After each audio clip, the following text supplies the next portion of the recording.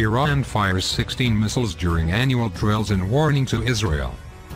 Iran fired multiple ballistic missiles Friday at the close of 5 days of military drills that generals said were a warning to arch-enemy Israel.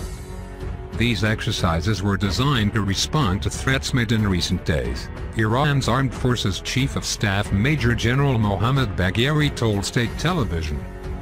16 missiles aimed and annihilated the chosen target. In this exercise, part of the hundreds of Iranian missiles capable of destroying a country that dared to attack Iran were deployed. The military drills dubbed Payambari Azad, or Great Prophet, began Monday in Bushehr, Hormozgan and Khuzestan provinces, each of which touched the Gulf.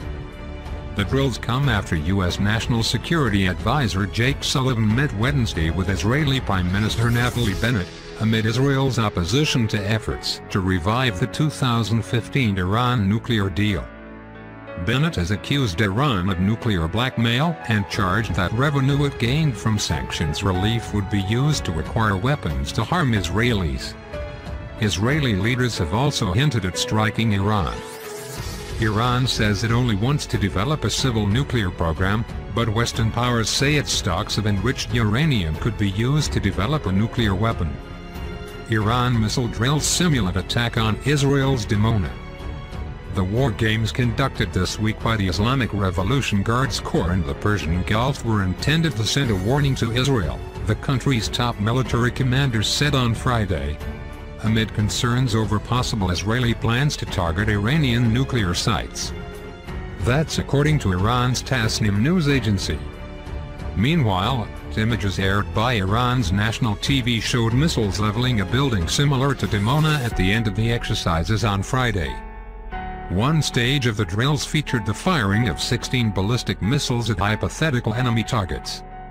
IRGC Commander-in-Chief Major General Hossein Salami said after the exercises that Iran will cut off the hands of enemies if Russian army carries out mock nuclear attack on American troops. The U.S. Marine Corps and Japan Ground Self-Defense Force completed their largest ever bilateral field training exercise in Japan as Resolute Dragon 21 came to a close December 17, 2021.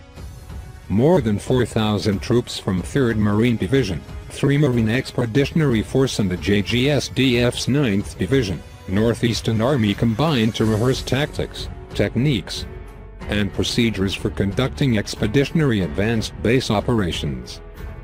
Hundreds more from the Japan Air Self-Defense Force and the U.S. Navy, Air Force, Army, and Space Force supported the bilateral exercise, executing integrated operations across more than 1,800 miles of the Japanese archipelago and incorporating 12 expeditionary advanced bases. This training is important to enhance interoperability between the U.S. and Japan, deepening mutual understanding of capabilities, equipment, and fighting methods to mutually improve tactical skills. Confronting freezing rain and snow, U.S. Marines and Japanese soldiers executed aerial and foot insertions into multiple training areas to seize and secure key terrain, often in contested environments replicated through force-on-force and live-fire training scenarios. These forces rapidly established hubs featuring a variety of capabilities to include a bilateral ground tactical coordination center responsible for synchronizing simulated strikes against maritime targets. The BGTCC coordinated multi-domain effects by leveraging sensor network interoperability, bilateral ground-based precision fires, U.S. Marine Corps and JASF aircraft, and the USS Ralph Johnson at sea. In Resolute Dragon, we are building the plan together, we are sharing the targeting data together, we are choosing the asset we will use to engage the target together. And then we are going after it, said Mai Ben Redding, Fire Support Coordination Officer for 4th Marines. The BGTCC is where we come together with our allies to do all of that. Simultaneously, U.S. Marines and JGSDF members nearly 200 miles away established bilateral fire direction centers and long-range precision fires capabilities. This capability enabled execution of simulated strikes against maritime targets and provided support to counter-landing operations through employment of both the JGSDF surface-to-ship missile systems and the U.S. Marine Corps High Mobility Artillery Rocket System.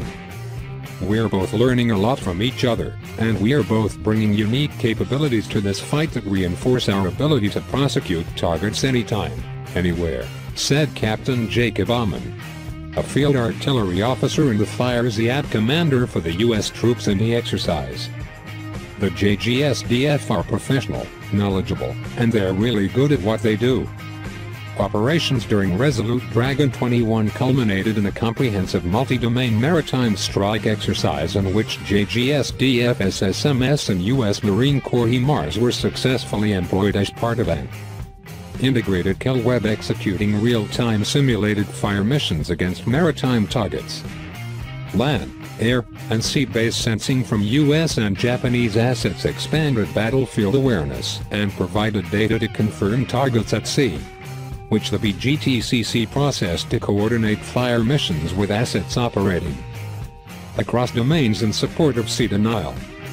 The United States military and the Japan Self-Defense Force are a powerful team, equipped to integrate and operate across the spectrum of warfare and in all domains to ensure the defense of every piece of sovereign Japanese territory and defeat any threat to regional peace and security, said Cole Matthew Tracy, commanding officer of 4th Marine Regiment. For more than 60 years, we have stood together as the cornerstone of peace and security across the Indo-Pacific.